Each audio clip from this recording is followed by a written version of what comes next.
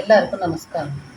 இன்னைக்கு நம்ம எதை பற்றி பார்க்க போகிறோம்னா அபிஜித் நட்சத்திரம், அதை பற்றி தான் பார்க்க போகிறோம். இப்போ அபிஜித் நட்சத்திரத்தை எப்படி பார்க்கறது, அதனால என்ன விசேஷம் அப்படின்னு, உத்திராட நட்சத்திரமும் திருவோண நட்சத்திரமும் சேர்றது தான் அபிஜித் நட்சத்திரம் அப்படின்னு சொல்கிறோம்.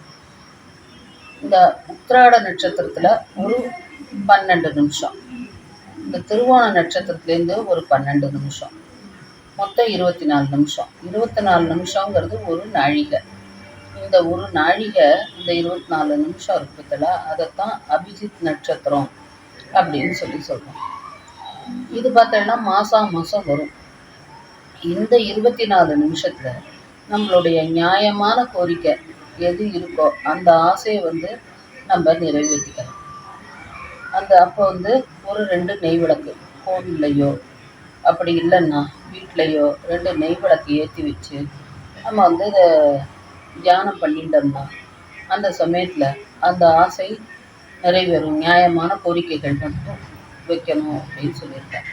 அது மட்டும் இல்லை, அந்த நேரத்தில் ஹோமங்கள், யாகங்கள், மந்திரம், ஜபம் அந்த மாதிரி நம்ம பொது நலமாக செய்கிறோம் இல்லையா. சில சமயம் உலகக்ஷேமம், லோகக்ஷேமம், அதுக்கப்புறம் மழை வரணுங்கிறதுக்காக, அப்புறம் கோவிலில் கும்பாபிஷேகம், இந்த மாதிரி பொது சேவைக்காகவும் பண்ணுவாங்க. அந்த மாதிரி எல்லாமும் பண்ணினோம்னா அது 1க்கு 10 பங்கு பலன் கொடுக்கும் அப்படின்னு சொல்கிறேன். இதில் நமக்கு கன்ஃபியூஷன் வரும். இப்போ யூடியூப் எல்லாரும் எல்லா யூடியூப் சேனல்லையும் எல்லாத்தையும் நம்ம பார்க்குறோம். ஒவ்வொன்றில் ஒவ்வொரு மணி போட்டிருக்கு. இதில் எது கரெக்டு, எது தப்பு, நம்ம எதை எடுத்துக்கிறது அப்படின்லாம் நமக்கு சந்தேகம் வரும். இப்போ பொதுவாக பஞ்சாங்கத்தில் பார்த்தோம்னா நிறையா இருக்கும் இதில் வரிசையாக. அது எல்லாத்துக்கும் நமக்கு என்னென்னா அர்த்தங்கள் தெரியாது. அந்த நாளில் என்ன பண்ணுவாங்க அப்படின்னு கேட்டால், பஞ்சாங்கம் தினம் வாசிப்பாங்க. பஞ்சாங்கம் படிக்கிறதுனால ஏகப்பட்ட நல்லது இருக்குது. அதனால தினம் எல்லோரும் பஞ்சாங்கம் படிப்பாங்க. அதை படிக்கிறத கேட்கறதுக்காக வருவாங்க. அதில் பார்த்திங்கன்னா எல்லா விஷயங்களும் சொல்லுவாங்க. இந்த மாதிரி எல்லாம் இருக்குது. இதில் பஞ்சாங்கத்தில் உங்களுக்கு இந்த மாதிரிலாம் போட்டு விட்டுருவாங்க. அபிஜித் நட்சத்திரம் அப்படின்லாம் போட்டு விட்டால் நமக்கு அது என்ன அப்படிங்கிறதெல்லாம் புரியாது. அந்த நாட்கள்னாக்கா அது எல்லாமே எல்லாருக்கும் தெரியும். இப்போ நமக்கு தெரியாததுனால எது யார் போட்டாலுமே நமக்கு அதில் எது சரி எது தப்பு இந்த மாதிரி கன்ஃபியூஷன்லாம் வருது. அப்போது நம்ம இதுக்கு என்ன கரெக்டான தீர்வு அப்படின்னா, நம்ம அகஸ்தியர் விஜயம் இருக்கு இல்லையா, அதில் குடவாசல் கோபால் சர்மா அப்படின்னு சொல்லிட்டு அகஸ்தியர் லோபாமித்ராய் அப்படின்னு சொல்லிட்டு யூடியூப் சேனல் வச்சுருக்காங்க. அவள் இந்த அகஸ்தியர் விஜயம் இருக்கு இல்லையா, அதில் இந்த வாத்தியாருடைய சிஷ்யர் தான், இவர் பிரதான சிஷ்யர். இவர் தான் இப்போ இந்த அபிஜித் நட்சத்திரம் இதெல்லாம் எடுத்துன்னு நமக்கு எல்லாருக்கும் இந்த காலத்தில் எல்லாருக்கும் தெரிகிற மாதிரி பிரபலப்படுத்தின்னு இருக்கார். அது அவங்க யூடியூப் சேனலுக்காகவோ அதுக்காகவோ இல்லை, ஒரு நல்லதுக்காக வேண்டி எல்லாருக்கும் தெரியட்டும் அப்படின்னு சொல்லிட்டு ஒரு விளம்பரம் இல்லாமல் பண்ணிட்டு இருக்காங்க.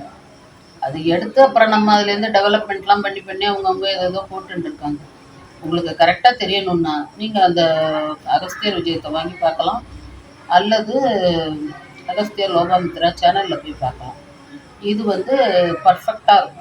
இதில் சூரிய உதயத்தினால ஒவ்வொரு ஊருக்கும் கொஞ்சம் கொஞ்சம் டைம் மாறுமே விழுந்து.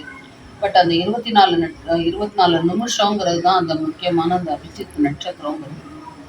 இது நாளைக்கு வருது, நாளை மத்தியானம், நாளைக்கு அதாவது 21/4/2025 திங்கக்கிழமை மத்தியானம் 12:26லேருந்து 12:50 வரைக்கும் உள்ள 24 நிமிஷத்தில் நம்மளுடைய நியாயமான கோரிக்கைகளை நம்ம தியானம் பண்ணிட்டு 2 நெய் விளக்கு ஏற்றி வச்சு சாமி கும்பிடும்போது நம்ம நினச்சது நடக்கும். அந்த மாதிரி எல்லாரும் பெருமாளை சேவிச்சுக்கிண்டு நியாயமான கோரிக்கைகளோட தியானம் பண்ணுவோம்.